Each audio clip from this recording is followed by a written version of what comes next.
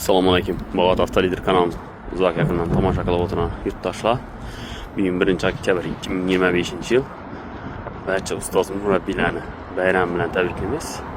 Bizlar salonimizda egalardan 2006-yilda ishlab chiqarilgan Nexia 1 Sonstramger avtomobiliga turibdi, sotib beradi. Shuni bir qator reklamatib beramiz. Mashinamiz egalarining aytishi bo'yicha 2006-yilda ishlab chiqarilgan metan gazlar qo'yilgan. 52 balonu toza, kelinki 2 balonu slavirak. Zenglari ishlangan dedilar kraskalari. Mana ko'rib turganingizdek, shu yerda bitta kraska, hamda qalenimda, verberenda kraskalari bor ekan. Aldilarning udori yo'q, ustunlari o'ziniki. O'zimiz ham ochib ko'rdik, az kapotlarni bir qator. Shunday holatda mashinamiz. Chexol poyitlar olinib, ishlari yuvilib, kuratli holatga keltirib turibdi. Mashinamiz Polux ekan. Metan gazlanlari 5 yil sroklari bor ekan. 2030-yilgacha emas.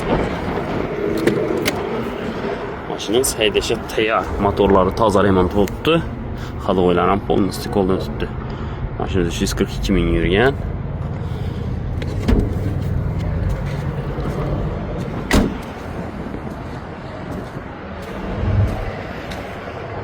Şundan beton kraskasi bor ekan, ko'rib turganingizdek. Elde kapotlari rodnoy. Sikillar kantashkada turibdi. Motor remont bo'lgan, ходовойлар ham remont bo'lgan.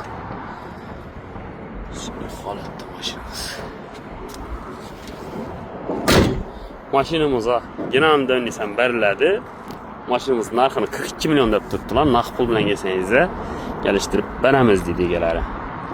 Sizda xohlasangiz boshqa turdagi avtomobillar bor. Sizda naqd pul partiya xizmatlari bor. Ekranda telefon nomerlarini qoldiramiz, bemalol bog'lanasiz. Mana siz